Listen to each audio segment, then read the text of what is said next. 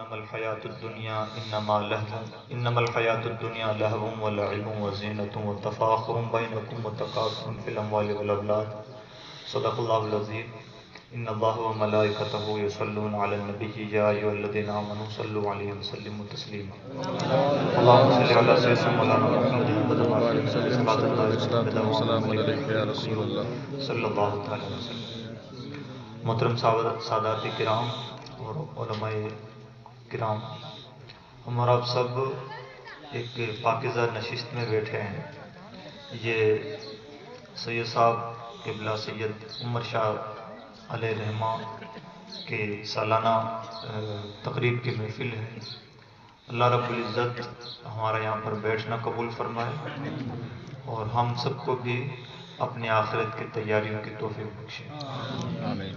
یہ جو اس طرح کی محفلیں ہوتی ہیں، ہمارے بزرگوں نے ان محفلوں کی شروعات اس لیے کی کہ ان محفلوں کے ذریعے سے ہمیں اپنے آخرت کی یاد تازہ ہو، اور اگر ہم یہاں پر بیٹھ کر کے کچھ نصیحت کی باتیں کریں، عبرت کی باتیں کریں، کچھ ذکر خیر کریں، تو اللہ رب العزت جانے والوں کو اس کا ثواب عطا فرمائے۔ تو ان محفلوں کا دونوں کو فائدہ ہے، جو دنیا سے جا چکے ہیں ان کو فائدہ ہے کہ سال ثواب کا اہتمام ہوتا ہے، اور ہم جیسے لوگ جو تھوڑے دنوں کے لیے اور زندہ بچ گئے ہیں ان کو نصیحت حاصل ہو کہ ہمیں بھی بہت زیادہ دنوں اس دنیا میں ٹھہرنا ہے۔ قرآن پاک میں اللہ رب العزت نے موت اور زندگی کو بار بار پیش فرمایا ہے، اس کے مقاصد ذکر کیے ہیں، اور ایک ریگولر بحث ہو سکتی ہے، فلسفیانہ بحث۔ جب کہ کسی چیز کو بہت گہرائی سے ناپنا ہوتا ہے تو اس پر ریگولر ڈیبیٹ ہوتی ہے اس کی تعریف میں۔ جیسے مان لیجئے کہ اگر آپ کھیتی باڑی کرتے ہیں تو ایک سائنس بھی ہے، ایگریکلچر سائنس۔ جب آپ اس کو سائنس کے طور پر دیکھنا چاہیں گے کہ کھیتی باڑی کیا ہے، کیسے ہوتی ہے، کیا نہیں ہوتا، کیا ہوتا ہے، کیا نہیں ہوتا ہے، کیا کرنا ہے، کیا نہیں کرنا ہے، تو سائنس میں سب سے پہلے ایک بچے کو یہ سکھایا جائے گا کہ کھیتی باڑی کہتے کس کو۔ جبکہ ہم میں سے ہر کوئی آدمی جس کو ABCD بھی لکھنا نہیں آتا وہ بھی جانتا ہے کہ کھیتی باڑی کیا ہے۔ وہ بچہ جو بہت کچھ پڑھ لکھ کر کے اچھا خاصا پڑھنے لکھنے کے بعد میں اسپیشل طور پر اس میں کچھ کرنا چاہتا ہے، اسے وہاں جا کے سکھایا جا رہا ہے کہ کھیتی باڑی کیا ہے، تو وہ اپنے لفظوں میں بیان کرتا ہے کہ کھیتی باڑی کا مطلب یہ ہے۔ یہ جو اس کو کہتے ہیں فلسفیانہ بات، یہ گہری باتیں ہوتی ہیں اور اس پر بہت ساری چیزیں نربھر کرتی ہیں، اس لیے چیزیں بڑی ضروری بھی ہوتی ہیں۔ ہم سب سمجھتے ہیں کہ زندگی کیا اور موت کیا، لیکن قرآن پاک نے بھی ایک فلسفیانہ اسٹائل میں پیش فرمایا ہے کہ زندگی کیا ہے، اور اس کو اسی اینگل سے سمجھیں گے کہ 12ویں پڑھنے کے بعد میں ایک بچہ جو سائنس میں، جو ایگریکلچر سائنس میں کچھ اسپیشل کرنا چاہتا ہے، وہ اس میں کچھ ماسٹر کرنا چاہتا ہے، ماسٹر بننا چاہتا ہے، اس میں MA کرنا چاہتا ہے، تو اس کو سکھایا جاتا ہے کہ کھیتی باڑی کیا ہے، جبکہ اس کو ضرورت نہیں ہے۔ ہم سب کو بھی قرآن پاک اسی درجے کی بات سکھانا چاہتا ہے کہ موت اور زندگی کیا ہے۔ اس کو اللہ رب العزت نے 5 لفظوں میں بیان فرمایا ہے، اور یہ بات قرآن پاک کے علاوہ اگر ہم دوسری سائنسز میں دیکھیں گے تب بھی یہ بات پائیں گے، اور دوسرے فلسفوں میں بھی بات پائیں گے۔ بہت بڑے دانشور آدمی سے، بہت تجربہ کار آدمی ہوتے ہیں، اچھا جو بہت تجربہ کار ہوتے ہیں، عقل مند ہوتے ہیں، وہ اس طرح کی بہت گہری باتیں کرتے ہیں، جیسے ہم سب سنتے ہیں۔ لقمان حکیم سے کسی نے پوچھا عقل کیا ہے، تو انہوں نے جواب دیا کہ عقل مندی یہ چیز ہے۔ جبکہ ایک چھوٹا سا بچہ بھی گلیوں میں گھومنے والے سے بھی آپ پوچھ لیجیے عقل کیا، تو وہ سمجھتا ہے کہ عقل کیا ہے۔ اب لقمان حکیم ایک بات کہہ رہے ہیں اور ہماری گلیوں میں گھومنے والا بچہ بھی کوئی بات کہہ رہا ہے، تو کیا دونوں باتیں سیم ہیں؟ ایسا نہیں۔ لقمان حکیم جو بات کہہ رہے ہیں وہ اتنی چھنی ہوئی اور نچلی ہوئی بات ہے کہ وہ ایک بہت بڑا اپنے آپ میں فلسفہ ہے بلا تمثیل۔ موت اور زندگی کیا ہے، اس کو قرآن پاک نے بھی 5 چیزوں میں سمیٹا ہے، اور یہ اتنا بڑا فلسفہ ہے کہ اس کے بعد میں کچھ بچتا نہیں ہے زندگی میں۔ اللہ رب العزت نے پیش فرمایا دنیاوی زندگی کیا ہے، 5 چیزوں میں بیان فرمایا۔ انما الحیات الدنیا لہو و لعب. پہلے فرمایا دنیاوی زندگی لہو و لعب ہے، یعنی کھیل کود ہے. عربی زبان میں آپ خوش قسمت ہیں کہ آپ ایسے گاؤں سے تعلق رکھتے ہیں جہاں بڑی تعداد میں علماء کرام ہیں، اور مجھے لگتا ہے کہ اس پر آپ کو فخر ہونا چاہیے اور شکر ہونا چاہیے.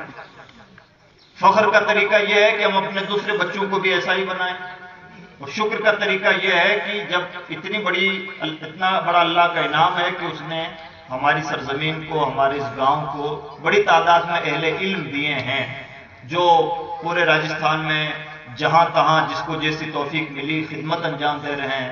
حضرت مولانا جاوید صاحب قبلہ بیکانیر کا اہم ترین ادارہ ہے دارالعلوم سلیمانیہ رحمانیہ، وہاں پر وہ پرنسپل ہیں، اور حضرت مولانا یعقوب صاحب چورو میں پڑھاتے ہیں، اور اسی طرح سے دوسرے علماء کرام جگہوں پر یہ خدمتیں انجام دیتے ہیں. یعنی آپ کے گاؤں سے نکلنے والا فیض بیکانیر میں بھی بڑھ رہا ہے، چورو میں بھی، بیکانیر کے دوسرے گاؤں میں بھی، دوسرے ضلعوں میں بھی. تو جس گاؤں کا فیضان دوسری جگہوں پر پہنچ رہا ہے، خود اس گاؤں والوں کو بھی چاہیے کہ ان علماء کی قدر کریں اور ان کے رہنمائی میں اپنے لیے کوئی ایک لائحہ عمل مرتب کریں. یہ ہم سب کی ایک مشترکہ ذمہ داری بنتی ہے. برائیاں پورے ملک میں پائی جا رہی ہیں، ہر جگہ پائی جا رہی ہیں، ہمیں چاہیے کہ ہم ذرا اچھائیوں کا تجربہ کر کے دیکھیں. عربک زبان میں ایک بڑا فرق، باریک سا فرق ہے کھیل کود کے درمیان میں. بولنے کے لیے اردو زبان میں یہی بولا جائے گا کھیل کود، لہو و لعب کو، لیکن عربک ڈکشنری میں لہو اور لعب کے درمیان میں ایک باریک سا فرق ہے. لہو اس کھیل کو بولا جاتا ہے جو بچوں کا کھیل ہوتا ہے، اور لعب اس کھیل کو بولتے ہیں جو بڑوں کا کھیل ہوتا ہے. اچھا، بڑوں اور بچوں کے کھیل میں کیا فرق ہے؟ بچے کھیلیں تب بھی کھیل ہے، بڑے کھیلیں تب بھی کھیل ہے. تو عزیز دوستو، اس میں تھوڑا سا فرق ہے. وہ فرق کیا ہے؟ بچے جب بھی کوئی کھیل کھیلتے ہیں تو ان کی زندگیوں کا کوئی ٹارگیٹ نہیں ہوتا. مان لیجئے 3 سال کا بچہ ہے، وہ بچہ کرتا کیا ہے؟ 3 سال کا بچہ ہے، صبح سے لے کے شام تک کھیلنا ہی اس کا کام ہے.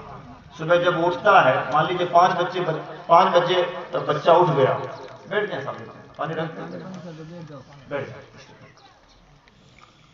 5 بجے آپ کا بچہ اٹھ گیا.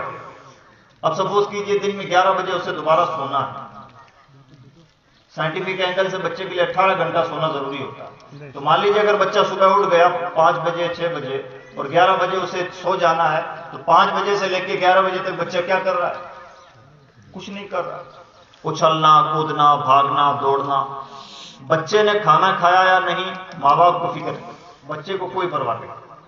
بچے کو نہائے ہوئے کتنے دن ہو گئے، کچھ پرواہ نہیں. لباس اچھا ہے، برا ہے، پھٹا ہوا ہے، میلا کچلا ہے، صاف ستھرا ہے، جو ہو سو ہو. اس کی دنیا تو اچھلنا، کودنا، کھیلنا، گھومنا پھرنا، جو ہاتھ میں آ جائے توڑ پھوڑ کرنا، وہ کچھ نہیں سمجھتا. اس کی اپنی ایک دھن ہے، اپنی ایک مستی. یہ مائک اسے دے دیجیے، ٹوٹتا ہے تو ٹوٹے، اچھا ہو تو اچھا ہو، برا ہو تو برا ہو، بکھرنا ہو تو بکھرے، نقصان ہو رہا ہو کہ فائدہ ہو رہا، بچے کو کوئی مطلب نہیں. وہ اپنے حساب سے جو کرنا ہے کرتا رہے. نہ اسے پتا ہے کہ میں کیا کر رہا ہوں، نہ اس کا کوئی ٹارگیٹ ہے کہ یہ کرنا ہے، نہ وہ یہ سمجھتا ہے کہ یہ فائدہ ہے، یہ نقصان ہے، کچھ نہیں. اس کے لیے پوری زندگی ایک کھلونا ہے. یہ پوری دنیا اس کے لیے کھلونے کی حیثیت رکھتی ہے. جب تک 11 بجے اسے نیند نہیں آ جاتی تب تک کھیل کود، اچھل دوڑ بھاگ سب دوسرے فکر کریں. کھایا نہیں کھایا ہے، نہانا دھولنا، پاک ناپاکی، صاف ستھرا، جو کچھ ہے ماں باپ جانے. بچے کو تو اپنے کھانے پینے کی بھی فکر نہیں. یہ سچ ہے یا نہیں؟ اب مان لیجیے 11 بجے بچہ سو گیا، پھر 2 بجے بچہ اٹھا، 2 بجے سے لے کے شام 10 بجے وہ سوتا ہے رات میں. اس وقت تک پھر کیا کرے گا؟ پھر وہی زندگی، آج وہی، کل وہی، پرسوں وہی. جب تک 5 سال 7 سال 10 سال کا بچہ نہیں ہو جاتا، جب تک وہ سوچنے سمجھنے نہیں لگ جاتا، جب تک باشعور نہیں ہو جاتا، تب تک اس کی زندگی کیا ہے؟ کھیلنا کودنا، کھیلنا کودنا. اور ایسا کھیل جس کا کوئی ٹارگیٹ نہیں، نہ کوئی مقصد ہے، نہ کوئی ٹارگیٹ ہے، نہ کوئی فائدہ ہے، نہ کوئی نقصان ہے. فائدہ بچے کو ہوتا ہو تو ہوا کرے، نقصان ہوتا ہو تو ہوا کرے. وہ فائدے نقصان کے لیے کچھ نہیں کرتا. حالانکہ کھیلنے سے بچوں کو فائدہ ہوتا ہے، کوئی ویژن نہیں، بس کیے جاؤ، فائدہ یا نقصان کچھ پتا نہیں. یہ ہے بچوں کا کھیل. اب بڑوں کا کھیل دیکھتے ہیں. بڑوں کے کھیل میں کیا ہوتا ہے؟ جیسے مان لیجیے عام طور پر اسکولوں میں سنڈے کو چھٹی ہوتی ہے، تو بچے کیا کرتے ہیں؟ بچے اس کو کھیل کود میں گزارتے ہیں. مان لیجئے کہ سنڈے کو چھٹی ہے، بچے صبح 10 بجے گھر سے نکل گئے، دوپہر 2 بجے تک لوٹے، کرکٹ کھیلنے کے لیے بچے چلے گئے. تو اب یہ بچے کیوں کھیل رہے ہیں؟ سنڈے کھیل رہے ہیں، عام دنوں میں نہیں کھیلتے. یا کچھ بڑے لوگ ورزش کرنا چاہتے ہیں تو 1 گھنٹہ 2 گھنٹہ جو بھی ورزش کرتے ہیں، ان سے پوچھو کیوں آپ کھیلتے ہیں اتنی دیر، تو ان کا جواب ہوگا اس لیے کھیلتے ہیں تاکہ جسم میں پھرتی رہے، ہیلتھ بنی رہے، ہیلتھ مینٹین رہے. یہ تمام چیزیں کہنے کے لیے ایک چیز ہوتی ہے. اچھا، آپ صبح 10 بجے سے لے کے دوپہر 2 بجے تک کھیلتے رہے، کرکٹ کھیلتے رہے، ادھر سے ادھر دوڑ لگاتے رہے، اینڈ کیا ہونا ہے؟ اینڈ یہ ہونا ہے کہ 2 بجتے آپ تھک جائیں گے، تھکن سے چور ہو جائیں گے، گھر آئے سو گئے. یہی ہونا ہے نا. بچہ صبح 6 بجے اٹھا، 11 بجے تک کھیلتا رہا، تھک گیا، نیند آنے لگی، سو گیا. بڑا کبھی کبھی کھیلتا ہے، کم کھیلتا ہے، ٹارگٹ والا کھیل کھیلتا ہے جس سے اس کے جسم میں پھرتی آئے، چستی رہے، اس کی ہیلتھ مینٹین رہے. یہ کہنے کے لیے اس کے ٹارگٹ ہوتے ہیں. اینڈ دونوں کھیلوں کا سیم ہے. بچہ کھیلتا ہے تب بھی تھک جاتا ہے اور تھک کے سو جاتا ہے، بڑا کھیلتا ہے تب بھی اس کا اینڈ یہ ہے کہ تھک گیا، تھک کے سو گیا. یہ کھیل کا اینڈ ہے. کھیل چاہے بڑے کھیل ہیں جس کا کہنے کے لیے ایک ٹارگٹ ہوتا ہے، یا چھوٹے بچے کھیلیں جس کا کہنے کے لیے بھی کوئی ٹارگٹ نہیں ہوتا ہے، دونوں قسم کے کھیلوں کا اینڈ ہے تھک کے سو جانا، تھکن سے چور ہو جانا. قرآن فرماتا ہے دنیاوی زندگی بھی تو بچوں اور بڑوں کا کھیل ہے. 60-70 سال تک زندگی گزارتے رہے، پھر کیا ہوا؟ جسم کمزور ہو گیا، اعضاء ڈھیلے پڑ گئے، کمر جھک گئی، دانت ٹوٹ گئے، آنکھوں کی بینائی متاثر ہو گئی، کان کا سننا متاثر ہو گیا، یادداشت متاثر ہو گئی. اینڈ کیا ہوا؟ اینڈ یہ ہوا کہ بری طرح سے تھک گئے، تھکن سے چور ہو گئے اور آخر جا کے اپنی قبر میں لیٹ گئے. قرآن فرماتا ہے انما الحیات الدنیا لہو و لعب. اے انسانوں، جب تم اپنی زندگی پر غور کرو گے تو دنیاوی زندگی بچوں اور بڑوں کا کھیل ہے. کھیل کا مطلب 60-70 سال، 50 سال، 90 سال، جو بھی اللہ نے زندگی دی ہے، محنت کرتے رہے. کچھ محنت ٹارگٹ کی تھی، کچھ محنت بنا ٹارگٹ کی تھی، دوڑ دھوپ، چھاں اتار چڑھاؤ، اسی میں زندگی گزرتی رہی. اعضاء کمزور ہوتے رہے، جسم تھکتا رہا، اور اس تھکن کا اینڈ ہے سو جانا، یعنی موت کے حوالے ہو جانا. یہ 2 درجے ہو. فرمایا دنیاوی زندگی بچوں اور بڑوں کا کھیل ہے، وہ زینہ. اگر اس سے ذرا آگے بڑھو، دنیاوی زندگی کو تیسرے اینگل سے سمجھنا چاہو تو دنیاوی زندگی کی حیثیت یہ ہے کہ دنیاوی زندگی زینت ہے. زینت کا مطلب کیا ہوتا ہے؟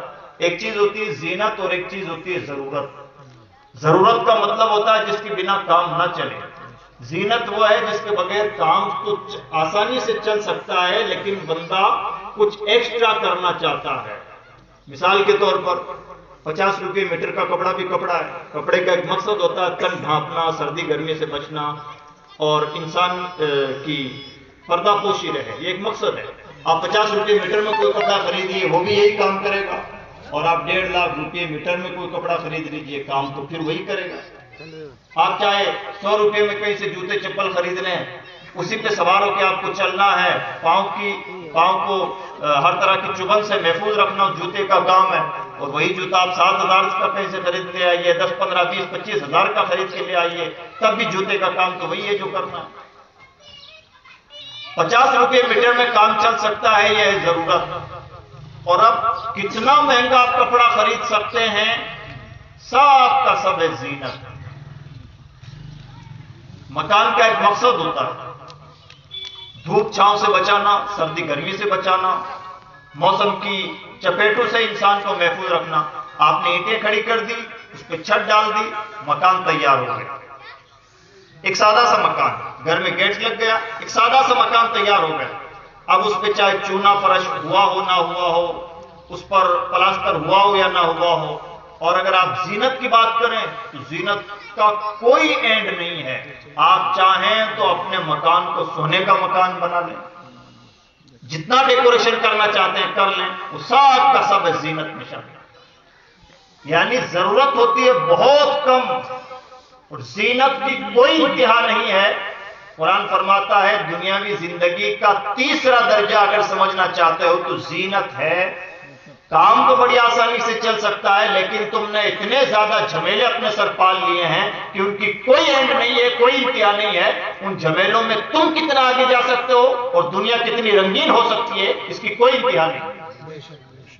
وہ چاہے کھان پان کا مسئلہ ہو، چاہے لباس کا مسئلہ ہو، یا پھر دنیا کے دوسرے مسائل.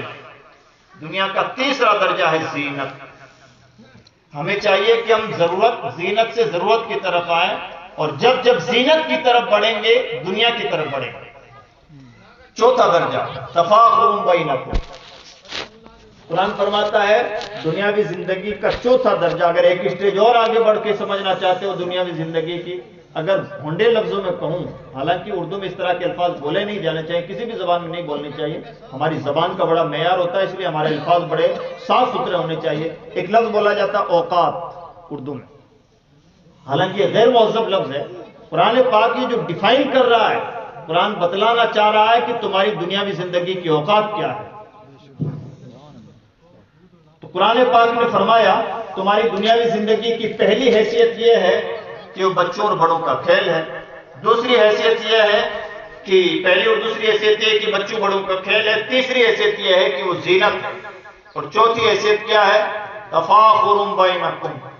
قرآن فرماتا ہے دنیاوی زندگی کی چوتھی حیثیت یہ ہے کہ ایک دوسرے پر فخر کرنا ہے. ایک بار دوسری پڑھیں.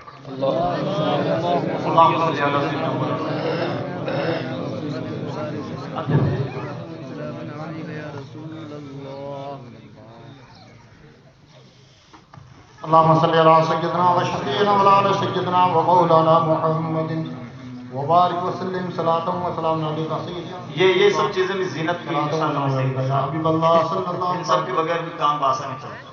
بے شک. دنیاوی زندگی کی چوتھی مثال، چوتھی حقیقت یہ ہے دنیاوی زندگی تفاخر بینکم. قرآن فرماتا ہے ایک دوسرے پر فخر کرنا، میں بڑا میں بڑا.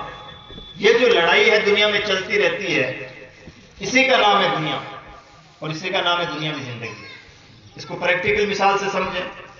فلاں نے شادی میں 10 لاکھ خرچ کیے تھے، میں کم سے کم 10.5 لاکھ خرچ کروں گا. یہ ہے تفاخر. فلاں کا گھر ایسا ہے، میرا گھر اس سے ذرا سا اونچا ہوگا، ذرا رنگین ہوگا، ذرا بہتر ہوگا، ذرا اور نمائش ہوگی. یہ ہے تفاخر.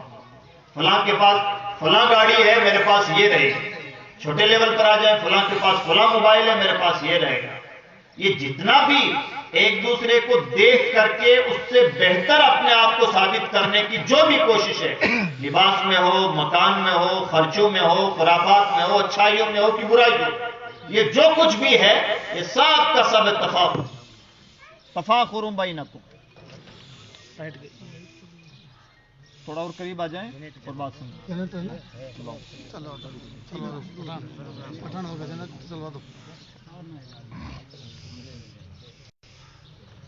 یہ جو ہے ایک دوسرے پر اپنے آپ کو بہتر ثابت کرنے کی کوشش، اس کوشش کو تفاخر کہا جاتا ہے.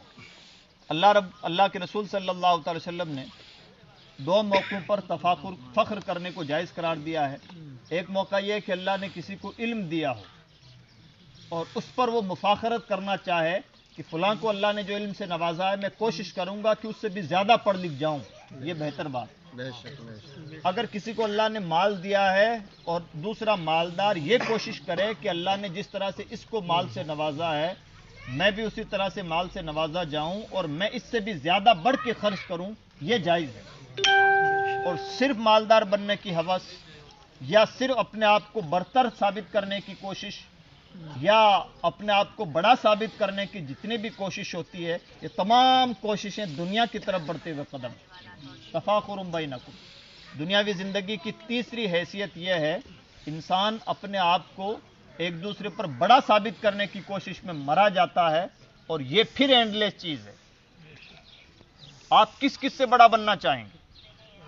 آپ کے شہر میں، آپ کے گاؤں میں کوئی بندہ ہے، مالدار ہے، آپ کی پہلی کوشش یہ ہوتی ہے کہ میں اس سے زیادہ کیلا میں سب سے زیادہ امیر بن جاؤں. پھر کوشش ہوتی ہے کہ اپنے تحصیل میں سب سے زیادہ امیر بن جاؤں، پھر اپنے ضلع میں سب سے امیر، پھر اپنے اسٹیٹ میں سب سے امیر، پھر اپنی کنٹری میں سب سے امیر. ہے کوئی چیز، ہے کوئی انتہا جہاں جا کے یہ سلسلہ ختم ہو جائے؟ یہ پھر اینڈ لیس چیز ہے. انسان جب بھی ایک دوسرے سے بڑا ثابت کرنے کی اپنے آپ کو کوشش کرے گا. اور آج ہمارے سماج میں ایک کرائسس ہے، وہ ہے آئیڈینٹی کرائسس. یعنی مجھے لوگ جانیں، لوگ مجھے پہچانیں، میں اپنے آپ کو برتر ثابت کر سکوں. اور یہ ہمہ جہت عام طور پر اسی میں ہمارا سماج مرا جاتا ہے. قرآن فرماتا ہے یہ دنیا کی طرف بڑھتے ہوئے قدم ہیں. اور دنیا کی طرف قرآن جب حیاتی دنیا بولتا ہے، دنیا کی طرف بڑھتے ہوئے قدم بولتا ہے، تو اس کا مطلب یہ ہے کہ یہ قدم گمراہی کے قدم ہیں، یہ ٹھیک نہیں ہے. جس راستے پر انسان چل رہا ہے اپنے آپ کو بڑا، بہتر، برتر ثابت کرنے کی کوشش، اس کوشش میں انسان جتنا بڑھتا چلا جائے گا اتنا اللہ کی رحمت سے دور ہوتا جائے گا. یہ چوتھا درجہ ہے، تکاثر فی الاموال والاولاد. پانچواں درجہ ہے تکاثر فی الاموال والاولاد. دنیاوی زندگی کی پانچویں حقیقت، لاسٹ حقیقت جو قرآن پاک نے بیان فرمائی، وہ یہ ہے، دنیاوی زندگی یہ ہے کہ انسان مال زیادہ چاہتا ہے، اولاد زیادہ چاہتا ہے. اولاد کے زیادہ چاہنے کا ایک کلچر تھا عرب میں، اور آج کے دور میں وہ کلچر نہیں رہا. یہ کلچرل چیز ہے. کچھ علاقوں میں کوئی چیز کلچر میں ہوتی ہے، کچھ جگہوں پر کوئی چیز کلچر میں ہوتی ہے. عرب میں یہ کلچر تھا کہ اولاد زیادہ ہو. آج کے ہمارے عہد میں یہ کلچر تو نہیں رہا، لیکن یہ کلچر کہ میں بڑا مالدار بن جاؤں، یہ عرب کے زمانے میں بھی تھا، آج بھی اور آئندہ بھی رہے گا. یعنی انسان اپنے آپ کو بڑا مالدار بنانے کی کوشش میں مرا جاتا ہے. اور یہ پھر اینڈ لیس چیز ہے، اس کی کوئی انتہا نہیں ہے. کتنا بڑا مالدار بننا ہے؟ کوئی لمٹ ہے کہ 50 کروڑ کما کے کوئی تھک جائے؟ ایسا کبھی نہیں ہوتا. جو جتنا کماتا چلا جاتا ہے اتنی اس کی لالچ بڑھتی چلی جاتی ہے. اور اس کو اللہ کے رسول صلی اللہ علیہ وسلم نے ایسی نفس پکڑ کے بیان فرماتے ہیں کہ اگر کسی انسان کے پاس سونے کی وادیاں بھی ہوں تو وہ تمنا کرے گا کاش ایک وادی اور ہو جائے. اور اس کو قرآن پاک نے تو اس طرح سے پکڑ کے نچوڑ کے بیان فرمایا ہے کہ اب اس کے بعد میں کچھ بچتا نہیں. قرآن پاک فرماتا الہاکم التکاثر حتی زرتم المقابر. اے لوگو، تمہیں لالچ نے غافل کر رکھا ہے، اور اس لالچ کا علاج یہ ہے کہ تم قبر کی مٹی بن جاؤ. حدیث پاک میں فرمایا گیا ابن آدم کا پیٹ بھرنے والی چیز صرف قبر کی مٹی ہے. یعنی یہ جو لالچ ہے، مال کی لالچ، اپنے آپ کو بڑا ثابت کرنے کی کوشش، اپنے آپ کو بہتر دکھانے کی کوشش. اب مجھے نہیں لگتا ہے کہ ہمارے سماج کے کوئی مسائل بچے ہیں جو ان آیات میں سمٹ کے نہ آئیں. عزیز دوستو، شادیوں میں ہم زیادہ خرچ کرنا چاہتے ہیں. شادیوں میں جو ناجائز کام ہے اس کو تو چھوڑیے. اگر کوئی ڈانس، گانے باجے کا اہتمام کرتا ہے، تاش پتیوں کا اہتمام کرتا ہے، یا گلچھرے اڑاتا ہے، یا پٹاخوں میں پیسے اڑاتا ہے، یہ سب فضول کام ہے، ناجائز اور حرام کام ہے. ان کے بارے میں تو قرآن پاک نے فرمایا فضول خرچی کرنے والے شیطان کے بھائی ہیں. اور قرآن پاک نے یہ انداز صرف اور صرف فضول خرچی کرنے والوں کے حق میں استعمال فرمایا. کسی اور کو شیطان کا بھائی نہیں قرار دیا گیا، صرف فضول خرچی کرنے والوں کو قرآن پاک کے اسٹائل میں شیطان کا بھائی قرار دیا گیا. جو شیطان کا بھائی جسے اللہ کا کلام کہہ دے، مجھے نہیں لگتا ہے کہ اب اسے کچھ کہنے کی ضرورت ہے. قرآن پاک نے جسے شیطان کا بھائی کہہ دیا، شیطان کا بھائی کہنے کا مطلب بھی یہ ہے اس کی دنیا بھی برباد ہے، آخرت بھی برباد ہے. اس کا سب کچھ بیان ہو گیا کہ اب اس کے پاس کچھ بچا نہیں. اور ایسا اس لیے کہ اگر اللہ نے آپ کو 2 پیسوں سے نوازا ہے تو زیادہ تنتنے میں نہ رہیں. آپ کا پیسہ ایسا نہیں ہے کہ آپ بے مہار اونٹ کی طرح ہے، جہاں چاہیں خرچ کریں. اللہ رب العزت نے قرآن پاک میں خاص لہجہ استعمال فرمایا وَمِمَّا رَزَقْنَاهُمْ يُنْفِقُونَ. ہمارے نیک بندے وہ ہیں جو ہماری دی ہوئی روزی ہمارے راستے میں خرچ کرتے ہیں. بندے کو ہمیشہ اپنے ذہن میں بات رکھنی چاہیے، رزق میرا نہیں ہے، اللہ کی دی ہوئی روزی ہے. اللہ نے فرمایا ہماری دی ہوئی روزی. اگر ہم اور آپ بڑے عقل مند ہوں، بڑے مالدار ہوں، بڑے سمجھدار ہوں، اور ہمارے ہاتھوں میں بڑا دم خم ہو، تو اس دنیا میں کوئی بھی غریب نہیں رہنا چاہتا. سب امیر اور امیر ترین بننا چاہتے ہیں، لیکن دنیا میں قلاش بھی رہتے ہیں، فقیر بھی رہتے ہیں، محتاج بھی رہتے ہیں، اور بھکمنگے بھی رہتے ہیں.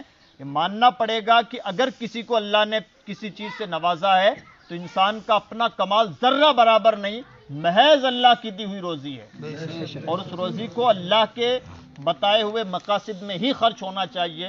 اور وہ مقاصد کیا ہیں؟ اللہ رب العزت نے کچھ مقاصد کو واجب قرار دیا ہے. 2.5% زکوٰۃ رائے خدا میں 2.5% فکس ہے کہ اس کو دینا ہے. اگر عشر ہے تو اس کو رائے خدا میں دینا واجب ہے. صدقہ فطر ہے تو اس کو رائے خدا میں دینا واجب ہے. اور اس کے علاوہ عام طور پر صدقہ کرتے رہنا، اللہ کی مخلوق کو نوازتے رہنا، دیتے رہنا. جو بندہ جتنا زیادہ دے گا اللہ رب العزت اسے اتنا نوازے گا. اور کچھ جگہوں پر تو اللہ رب العزت نے ایک جگہ تو ارشاد فرمایا، کون ہے جو اللہ کو قرض حسن دے. قرض حسن کا مطلب ہوتا ہے ایسا قرضہ جو دے دیا جائے، واپس کب لیا جائے گا اس کے لیے کوئی لمٹ طے نہ کی جائے. آپ نے دے دیا، جب سامنے والے کے پاس کشادگی ہوگی، جب اللہ اس سے توفیق عطا فرما دے، نواز دے، تو وہ لوٹا دے. اس قرض کو قرض حسن بولا جاتا ہے. اللہ رب العزت اپنی مخلوق سے فرما رہا ہے، کون ہے جو اللہ کو قرض، پوری کائنات کو اللہ رب العزت زندگی کی سانسیں بھیک میں عطا فرماتا ہے، اور وہ اپنی مخلوق سے یہ کہتا ہے، اے بندو تم جو میرے راستے میں خرچ کرتے ہو یہ بیکار نہیں جا رہا ہے. تم نے ظاہر میں جس غریب آدمی کو کچھ نوازا ہے وہ تم نے اس غریب کو نہیں نوازا ہے، بلکہ گویا اللہ کو قرض دیا ہے. اور ہم سب جانتے ہیں کہ اگر ہم کسی شریف آدمی کو قرض دیتے ہیں تو وہ ہمارا پیسہ کبھی کھاتا نہیں ہے، وہ ضرور لوٹاتا ہے. میں نے مادی مثال دی، اللہ رب العزت کو اگر کوئی قرض دیتا ہے، اللہ رب العزت اسے کتنا نوازے گا یہ بندہ سوچ بھی نہیں سکتا، اور اس کی کوئی انتہا نہیں. اب اس کا مطلب کیا ہوا؟ اس کا مطلب یہ ہوا، ہمیں اپنا پیسہ شادیوں میں، بیاہ میں، موت میتوں میں فضول طور پر خرچ کرنے کی بجائے اگر اللہ نے ہمیں نوازا ہے تو ہمیں کفالت کرنی چاہیے غریبوں کی. یہ جو 10 غریب ہیں ان کو کوئی بھی مصیبت نہیں آئے گی، ان کا ذمہ دار میں ہوں. بہتر ہوگا کہ ہماری شادیاں سادہ ہوں، اور یہ جو پیسے شادیوں سے ہم بچائیں اس سے غریبوں کی فیس کا انتظام کریں. اس محلے میں کوئی بھی بچہ غریب ہو، کسی کی فیس کا انتظام نہ ہو تو اس کا ذمہ دار میں ہوں. اگر ہمارے علاقوں میں کوئی ضرورت مند بیوہ ہے اس کا کفیل میں ہوں. آپ اس طرح کا اعلان کریں اور آپ دیکھیں کہ اللہ رب العزت کس طرح سے آپ کی مقبولیت میں اضافہ کرتا ہے. ہماری پریشانی یہ ہے کہ جب ہم صرف دنیا میں ناموری حاصل کرنے کے لیے کہ پورے گاؤں میں چرچا ہو کہ بڑی اچھی شادی کی، بہت مہنگی شادی کی، یا بہت کچھ خرچ کیا، جب اس کے لیے کوئی کام کرتے ہیں تو جیسی نیت ہوتی ہے ویسی برکت ہوتی ہے.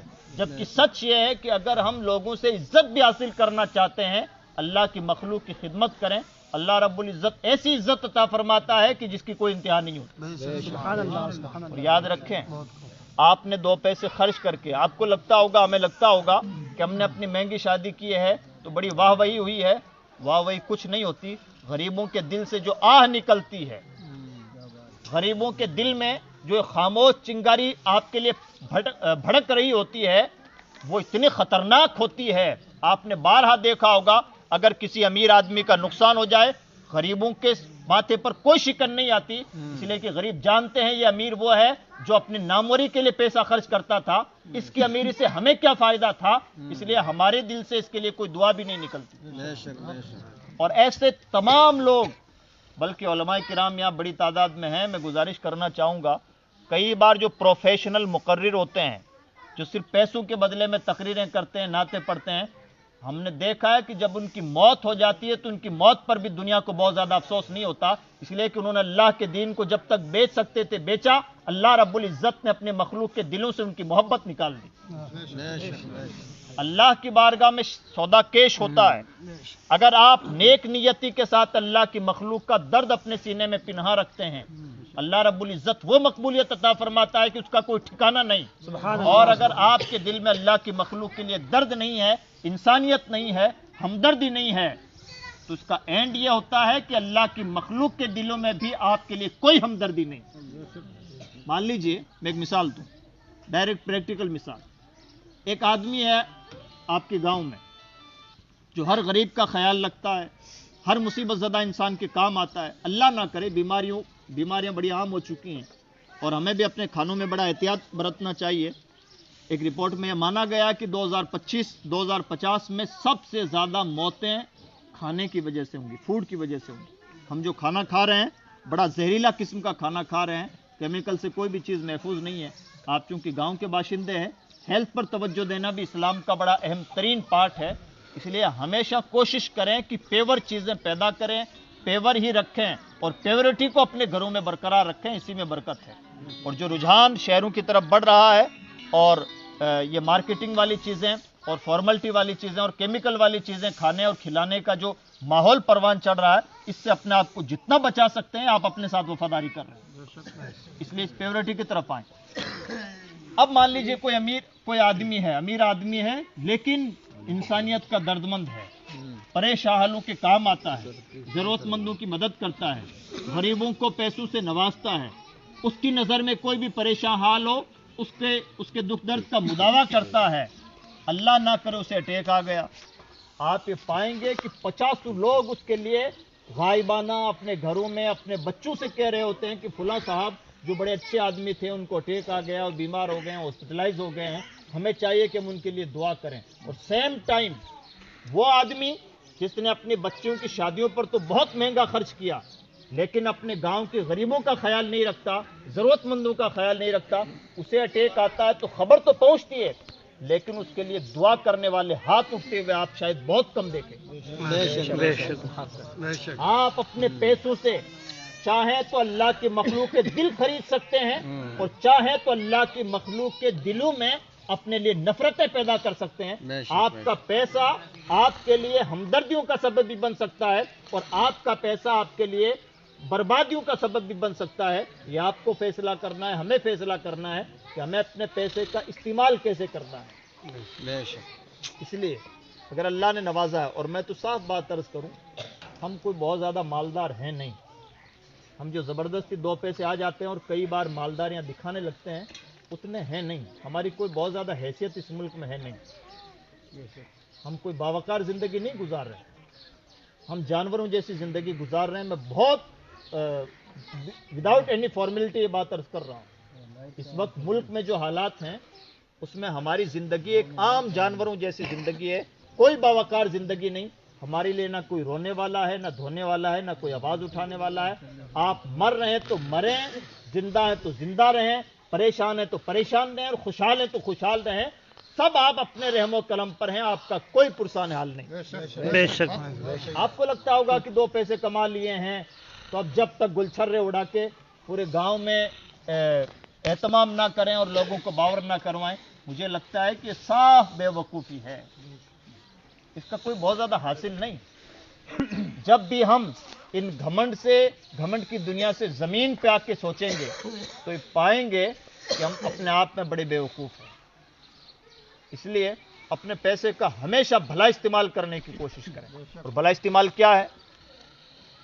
अल्लाह ने पैसों से नवाजा है, शादियां बहुत सादा करें, और कमाल यही है अल्लाह ने 2 पैसों से नवाजा है फिर भी सादा शादी करना, सादा शादियां करें और वो पूरा का पूरा पैसा अपने बच्चों की तालीम पर खर्च करें। याद रख लें, भारत के मुसलमानों के सामने एजुकेशन के अलावा अब और कोई ऑप्शन बचा नहीं है।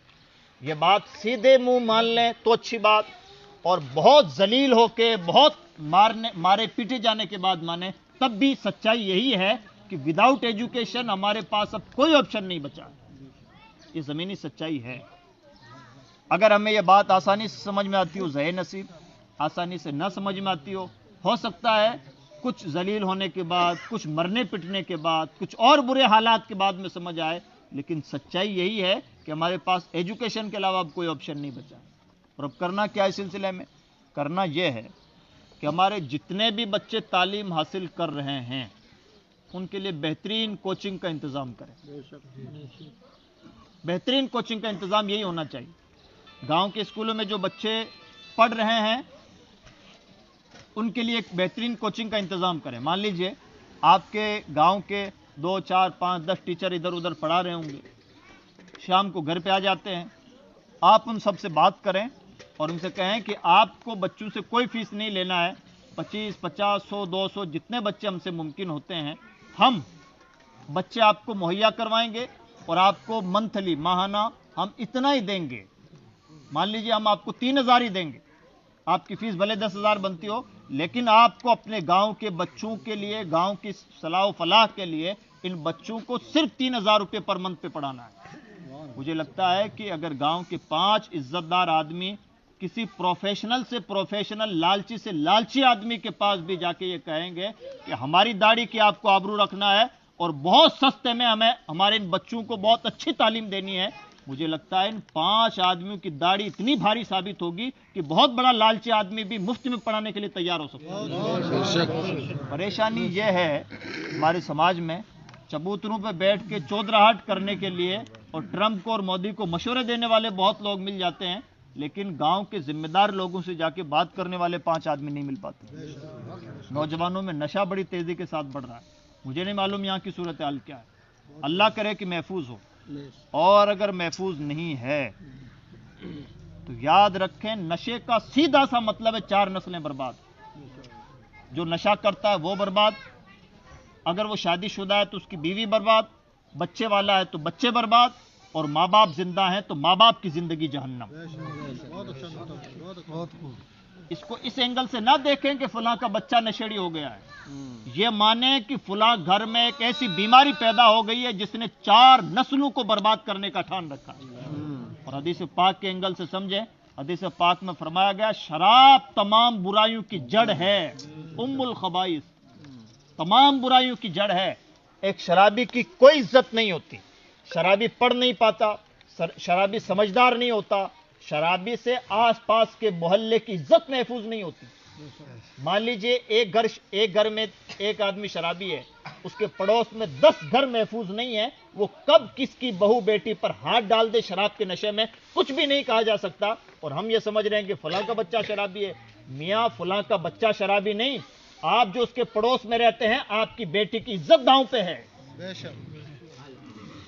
اس لیے، اور میں اسپیشلی ہر وہ آدمی جس کی عمر 40 پلس ہو گئی ہے، اب ہمیں اس طرح سے ڈیفائن کرنا پڑے گا، کیٹیگرائز کرنی پڑے گی، ہر وہ آدمی جس کی داڑھی میں ایک بال بھی سفید ہو چکا ہے، اسے چاہیے اب کچھ بھروسہ نہیں زندگی کتنی بچی ہے۔ اس طرح سے موتیں ہوتی ہیں، آپ کے یہاں بھی موتیں ہوتی ہیں، بے تحاشا موتیں، کب کس کی موت کی خبر مل جائے کچھ نہیں کہا جا سکتا۔ ایسے ماحول میں اگر اللہ نے آپ کو 40 سال کی زندگی خیر و خوبی کے ساتھ عطا فرمائی ہے اور آپ 40 پلس ہونے جا رہے ہیں تو اس کو بہت غنیمت سمجھیں، کریم تیری مہربانی کہ تو نے کچھ زندگی اور عطا فرمائی کہ اس میں توبہ کر لوں، تیری مخلوق کی خدمت کر لوں، 40 کے بعد کی زندگی کو اللہ کی مخلوق کے لیے وقف کر دیں۔ مجھے لگتا ہے کہ آپ کا گاؤں اتنا بڑا نہیں ہے کہ اگر آپ کے گاؤں میں 2 آدمی بھی پیدا ہو جائیں 40 سے زیادہ عمر کے لوگ اور وہ تہیا کر لیں کہ ہم اپنے گاؤں کے بہتری کے لیے کچھ کرنا ہے تو کر نہ سکیں، بڑی آسانی سے بہت کچھ کر سکتے ہیں، اور اگر 40 سے زیادہ عمر کے 50-60 لوگ ہو جائیں، مجھے تو لگتا ہے کہ کل کے دن آپ نقشہ پلٹ کے پورے ملک میں ایک بہترین مثال بن سکتے ہیں۔ آپ کی بستی میں سید حضرات بھی رہتے ہیں، سادات کرام، ان کے وجود کو بہت غنیمت سمجھیں۔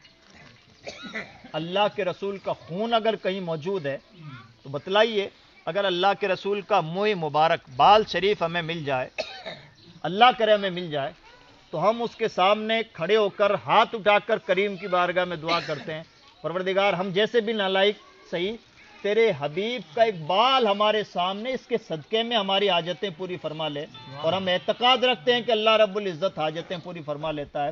اگر آپ کی بستی میں اللہ کے رسول کا ڈائریکٹ خون موجود ہے تو بتلائیے اس سے بڑی سعادت کی بات کیا ہو سکتی ہے؟ اور یہ آل رسول کہیں پر ہوں، یہ صرف سعادت کی بات نہیں، ذمہ داری کی بھی بہت بڑی بات ہے۔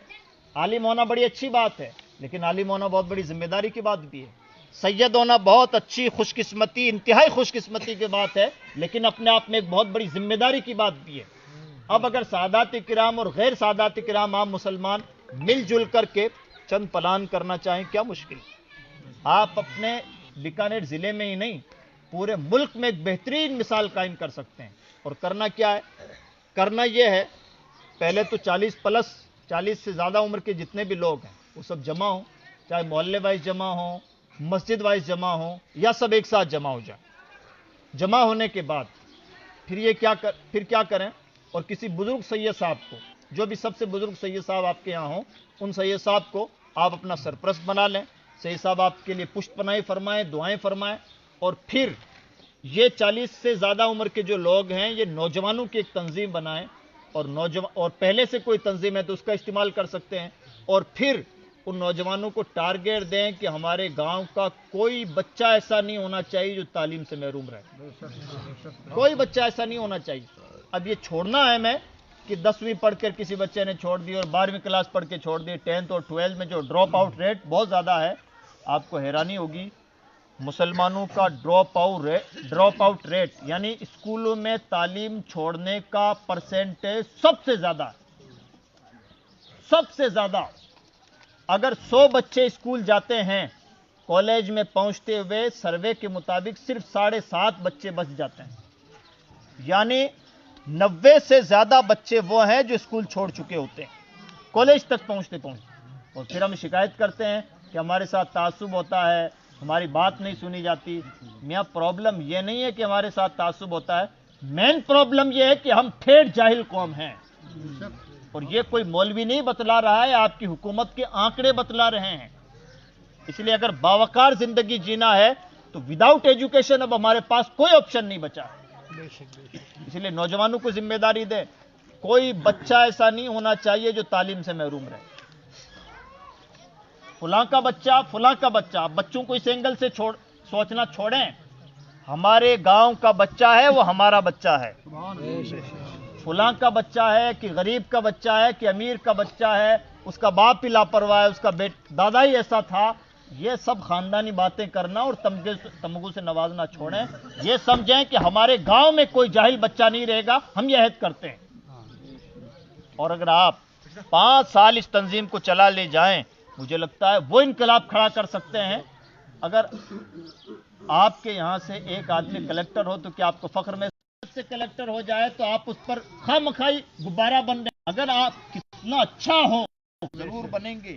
اس قوم میں بہت اے پی جے عبد الکلام ہے، پریشانی یہ ہے کہ پہچاننے والے نہیں، بہت ٹیلنٹ ہے اس قوم میں۔ اللہ رب العزت نے مسلمانوں کو بہت ہنر سے نوازا ہے۔ وقت ہوتا تو میں مثالیں دیتا کہ مسلمانوں کا ہنر کہاں کہاں جا کے چمکتا ہے۔ مسلمان جہاں گیا ہے اپنے ہنر کو اس نے منوایا ہے، چاہے وہ پاکیزہ دنیا ہو یا ناپاک دنیا ہو۔ فلمی دنیا میں بھی مسلمانوں کا اپنا رعب و داب ہے، کرکٹ کی دنیا میں بھی ہے، اسی طرح سے فنی مہارتیں جتنی ہیں مسلمان اگر اس میں موجود ہے تو مسلمان کو بہت ہائی چوٹی پر آپ پائیں گے۔ اللہ رب العزت نے اس قوم کو ذہن ہی ایسا دیا ہے۔ پریشانی یہ ہے اس کے لوگ اس کی قبر کھودتے ہیں، ہمیں اپنے بچوں کو پروان نہیں چڑھاتے، ہمیں اپنے بچوں کو آگے نہیں بڑھانے کی کوشش نہیں کرتے۔ تو یہ پہلا کام یہ ہونا چاہیے کہ ایجوکیشن پر ہمارے بزرگ حضرات کی ایک کمیٹی بنے، وہ بزرگ حضرات نوجوانوں کو تیار کریں اور نوجوان پھر آپسی محنت سے یہ کام کریں۔ اگر سمجھدار ہیں تو یہ کام بہت اہم ترین کام ہے، اور اگر سمجھداری نہیں ہے، کچھ کرنا نہیں ہے تو میاں آج ہم کسی کا عرس منا رہے ہیں اور اب ہمارا تو شاید عرس بھی نہیں منایا جائے گا، ایک سادہ سی 2 گز کی قبر میں دور رات میں کسی وقت کو لے جا کے دفن کر دے گا، اور کوئی بڑی قیامت آنے والی نہیں ہماری موت سے۔ ہمیں لگتا ہوگا اپنے آپ میں کہ ہم بڑی توپ ہیں، بڑے ترم خواہ ہیں، ہماری حیثیت اس دنیا میں بہت زیادہ کچھ نہیں۔ اس لیے پہلا کام تو یہ ہو۔ سیکنڈ کام یہ ہو کہ شادی بیاہ کے نام پر، موت میت کے نام پر یا کسی بھی نام پر اگر فضول خرچیاں ہوتی ہوں ان سب پر بند باندھیں، ان تمام فضول خرچیوں پر روک لگائیں، ایک سسٹم بنائیں کہ ہمارے یہاں بارات کا ایک سسٹم ہوگا، کھانا اتنا ہی بنے گا، اور کوشش کریں کہ شادی بیاہ میں کھانوں کو ختم کر دیں۔ سردی اور گرمی میں چائے اور شربت پر آپ اپنی شادیوں کو لے آئیں، آپ دیکھیں گے کہ آپ اپنی قوم کے لاکھوں روپے ایک سال میں بچانے، بلکہ کروڑوں روپے ایک سال میں بچانے میں کامیاب ہوں گے۔ اور وہ پیسہ اگر آپ کی شادی میں 5 لاکھ خرچ ہونے والے تھے کھانے کی وجہ سے، اور آپ نے اس شادی کو صرف چائے میں یا شربت میں نپٹا دیا اور وہ شادی 50,000 میں سمٹ گئی، 4.5 لاکھ کی بچت ان مولانا حضرات کی نہیں ہے، 4.5 لاکھ آپ کی جیب کی بچت ہے۔ یہ اس پر خوش ہیں، اللہ کا شکر ادا کر رہے ہیں کہ کریم تیری مہربانی کہ تیرے بندوں کو ہدایت نصیب ہوئی اور کم سے کم لاکھوں روپے جو برباد ہونے والے تھے وہ بچے۔ اس لیے اس پر لائیں۔ اور تیسرا کام یہ کریں، عورتوں کی تعلیم پر بھی بہت سیریس محنت کریں۔ چوتھا کام یہ کریں، آپ सब चूंकि खेती बाड़ी से जुड़े हुए हैं, तवज्जो मेरी तरफ रखें। खेती बाड़ी में 4 विभाग होते हैं। एक तो खेती बाड़ी नॉर्मल होती है जिसको एग्रीकल्चर बोला जाता है। एक फ्लोरिंग होती है जिसमें सिर्फ फलों की खेती होती है, बहुत महंगी खेती होती है। एक मेडिसिनल प्लांट होते हैं, यानी दवाएं बोई जाती हैं। हमारी किस्मत देखिए कि हमारी जहालतों ने हमें कहीं का नहीं छोड़ा। अगर हम दवाओं की खेती करते हैं, लेकिन उसके लिए पहले ज़मीन का टेस्ट करवाया जाता है। और मैं जो बातें बोल रहा हूँ ये मौलाना की बातें नहीं, ये साइंस की बातें हैं। अगर आप अपनी खेती को ले जाकर अल्लाह का शुक्र अदा करना चाहिए कि अल्लाह ने बड़ी आसानियां पैदा फरमा दी हैं, और हमें तन्हाई में अपना मुहासबा करना चाहिए कि हमारी जहालतों ने हमें कहीं का नहीं छोड़ा। आप किसान हैं, इस एंगल से आपके मतलब की डायरेक्ट बात यह है कि अगर मान लीजिए आप अपनी खेती में गेहूं बो रहे हैं और आपकी 1 बीघा खेत में 20,000 रुपये 25,000 रुपये के गेहूं पैदा हो रहे हैं, आप वही 1 बीघा उसी 1 बीघा ज़मीन का आप टेस्ट करवाएं। बीकानेर में ज़िला हेडक्वार्टर पर टेस्ट होता है जिसको सॉइल टेस्ट बोला जाता है, वहाँ पर टेस्ट करवाएं। वहाँ पर मशीनें नाप के बता देती हैं कि आपकी ज़मीन में कौन कौन सी दवाएं पैदा हो सकती हैं। कुदरत का इनाम देखें कि अल्लाह रब्बुल इज़्ज़त ने कैसी दुनिया में तकसीम कारी फरमाई है रिज़्क़ की। कुछ दवाएं ऐसी हैं कि रुए ज़मीन के सिर्फ एक खित्ते में पैदा हो सकती हैं, पूरी दुनिया में वो कहीं पैदा ही नहीं होती। यानी हो सकता है कि साइंस ये बता दे बड़ी आसानी से, एक रिपोर्ट आपको मिलेगी और इस रिपोर्ट में आपको बता दिया जाएगा कि आपके खेत में, आपके 1 बीघा ज़मीन में फला दवा पैदा हो सकती है और ये दवा 5,000 रुपये किलो में बिकती है। 10,000 रुपये किलो, दवाओं का कोई ठिकाना नहीं। आप 25,000 रुपये 4 महीना मेहनत करने के बाद में जो कमा रहे थे, आपकी एक उसी ज़मीन पर 5 क्विंटल वो दवा पैदा हो रही है जिस दवा का 1 किलो, जो दवा 1 किलो भी बिक रही है तो 5,000 रुपये में बिक रही है। आपको अंदाजा है कि आप हर साल जिन 4 महीनों में 25,000 कमा रहे थे, उन 4 महीनों में आप तकरीबन 30-35 लाख रुपए कमा सकते हैं। क्या लगता है? कुछ नहीं लगता। थोड़ी सी मेहनत लगती है, दौड़ धूप करनी पड़ती है, फिर उसके लिए माहौल साजी करनी पड़ती है। मुझे दुख होता है ये बात कहते हुए। मैं उस ज़मीन को देख कर आया हूँ, यहूदियों की वो ज़मीनें जॉर्डन वगैरह में, बगैर ज़मीन के दुनिया खेती कर रही है और एक एक ज़मीन पर 10-10 फ्लोर खेती कर रही है। यानी 1 बीघा ज़मीन से 10 बीघा ज़मीन का फ़ायदा हासिल कर रही है। और ये हमारी किस्मत और हमारी जिहालतों की किस्मत कि 1 बीघा ज़मीन को भी उसी तरह से लेके बैठे हैं जैसे परदादा लेके बैठे हुए थे। इसलिए थोड़ा सा अपने आप को अपडेट करें, अपनी नस्लों को इसके लिए तैयार करें। मैं ये बात कभी नहीं कहता मुसलमानों से कि आप नौकरी माइंड बने और नौकरियां करें। हमेशा बिजनेस माइंड बने, अपनी मेहनत की कमाई खाने वाले बने। इसलिए कि नौकरी करने वाले दुनिया के अमीर आदमी कभी नहीं बन सकते और कामयाब इंसान कभी नहीं बन सकते। लेकिन जब भी बिजनेस करें तो बिजनेस वो करें जो दुनिया को आईना दिखाने वाला हो। और एक वाज़ेह मिसाल दूं, आपने इस मुल्क में बहुत सारे तासुब देखे होंगे। दुनिया देखिए, जो दुनिया सिर्फ पैसों की पुजारी हो और पैसों की ज़बान समझती हो, अगर उस दुनिया में रहने वाला इंसान पैसा न कमा सके तो बहुत बड़ा बेवकूफ़ है। आपने इस दुनिया में देखा होगा, आमिर खान और सलमान खान के खिलाफ भी कई बार बड़ी जहरीली बातें की जाती हैं, लेकिन अजीम प्रेम जी के बारे में कोई भी जहरीली बातें आपको कभी सुनने को नहीं मिलेंगी। वो बाप लगता है इसलिए कि वो पैसा कमा के देता है। आमिर खान और सलमान खान काहे के मुसलमान थे और किस दिनों उन्होंने इस्लाम और मुसलमानों की हमदर्दी की, लेकिन मुसलमान नाम होने की उन्हें सज़ा मिलती है। अजीम प्रेम जी को ये सज़ा इसलिए नहीं मिलती कि वो सबका बाप लगता है। जो दुनिया सिर्फ पैसों की ज़बान समझती हो, उसे पैसों की ज़बान समझने वाला, समझाने वाला इंसान अक्लमंद होगा, और जो उसे पैसों की ज़बान न समझा सके वो हम और आप जैसा बेवकूफ़ इंसान होगा। इसलिए अगर भारत में बावकार ज़िंदगी जीना है तो एजुकेशन के बाद में बेतहाशा पैसे। मैं ये कभी नहीं कहता कि पैसे ना कमाएं, पैसे कमाएं, हमारी सबसे बड़ी जरूरत है। बावकार जिंदगी जीने के लिए सबसे बड़ी जरूरत है भारत जैसे डेमोक्रेटिक सिस्टम में। लेकिन पैसे वो कमाएं जिसको पैसा कमाना कहा जाता है। सिर्फ एक गांव में 50,000 रुपये और लाख रुपए पर महीना कमाकर खुश हो जाएं और हमें लगने लगे कि हम बड़े अमीर हैं, तो माफ कीजिएगा, इसे अमीरी नहीं, इसे बेवकूफ़ी कहा जाता है। पैसे वो कमाएं کہ جو امیر ترین لوگوں کی فہرست میں آئیں، اس طرح کے پیسوں کی کوئی ویلیویشن نہیں جو پیسے چند مہینوں محنت، چند سالوں محنت کر کے کمائی گئے اور پھر ایک بچے کی شادی میں وہ سب اڑا دیے گئے. اسے امیری نہیں، اسے بے وقوفی کہا جاتا ہے. پیسے وہ کمائیں کہ پورے ملک کا دھرا پلٹ سکیں. آج جو ہمیں لگتا ہے کہ میڈیا زہریلا ہے، کہ یوں ہی زہریلا ہے.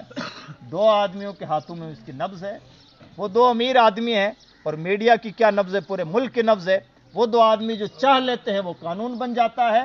ہم اور آپ اخبار تلاش کرتے رہتے ہیں، وہ اخباروں میں نہ کبھی بیان دیتے ہیں، نہ ان کا چہرہ ہائی لائٹ ہوتا ہے، اور پورے ملک میں ہوتا وہی ہے جو وہ چاہتے ہیں. اسے مالداری کہا جاتا ہے. ایسے مالدار بنے کہ آپ جو چاہیں وہ ہو، اور ایسا ہی ہوگا. تو without education, without economically power, پیسہ کمائے بغیر، اور حدیث پاک سے اگر اس کو مضبوط کرنا چاہیں تو حدیث پاک کی زبان سمجھیں. اور آج کے دور میں ریئل میں انڈین مسلمانوں کی صورتحال ایسی ہے. اللہ کے رسول فرماتے ہیں کاد الفقر ان یکون کفرا. بہت ساری غریبیاں وہ ہیں جو کفر کا سبب بن جاتی ہیں. آج ہو رہا ہے ایسا. اس لیے باوقار زندگی جینے کے لیے ایجوکیشن پہلا، اور اس کے بعد میں اپنے معاشرے میں اصلاح کا ماحول پیدا کریں اور ایک ترقی کی رفتار پہ چلیں.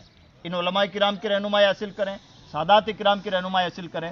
اور چونکہ ایک سید زادے کی مناسبت سے محفل سجائی گئی ہے، اس لیے میں بطور خاص سادات کرام سے گزارش کرنا چاہوں گا کہ آپ کی وجہ سے اللہ رب العزت اہل زمین کو روزی عطا فرماتا ہے.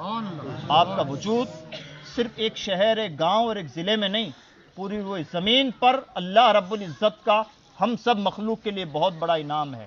آپ کو چاہیے کہ آپ تعلیم میں بھی، سرمایہ داری میں بھی، اصلاح معاشرہ میں بھی اور پرہیزگاری میں بھی ہر میدان میں ہماری رہنمائی کریں. یعنی ہم جس میدان میں آگے جائیں ہمارے آگے کوئی سید زادہ ہونا چاہیے. لوگ مثال دیں، تعلیم ویسی حاصل کرو جیسے فلاں سید صاحب نے حاصل کی، پرہیزگار ویسے بنو جیسے فلاں سید صاحب پرہیزگار ہے. جیسے سید عمر شاہ صاحب علیہ رحمہ کے بارے میں مجھے بتلایا گیا کہ وہ ذاکر انسان تھے، نہایت پرہیزگار انسان تھے.